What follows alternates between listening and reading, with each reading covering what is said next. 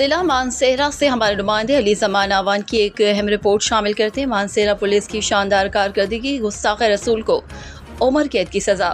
District police officer شفیع اللہ خان گنڈا پور کی ہدایت پر پولیس کی بروقت کارروائی اور بہترین تفتیش کے نتیجے میں گستاخ رسول کو عدالت نے عمر قید سمیت 10 سال قید اور بھاری جرمانے کی سزا سنائی۔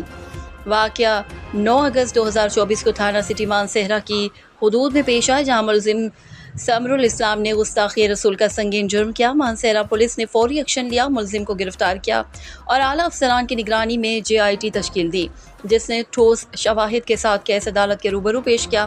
عدالت نے جرم ثابت ہونے پر ملزم کو C-295 کے تحت عمر قید اور 5 لاکھ روپے جرمانہ سنایا۔ DPO شفیع اللہ گنڈا پور نے JIT ٹیم، DSP اخلاق حسین شاہ، انسپکٹر وارث خان، سب انسپکٹر عامر خان اور سب انسپکٹر عبد المنان کو شاندار تفتیش پر تعریفی اسناد سے نوازا۔ DPO شفیع اللہ گنڈا پور نے کہا، گستاخی رسول کو کوئی مسلمان برداشت نہیں کرے گا۔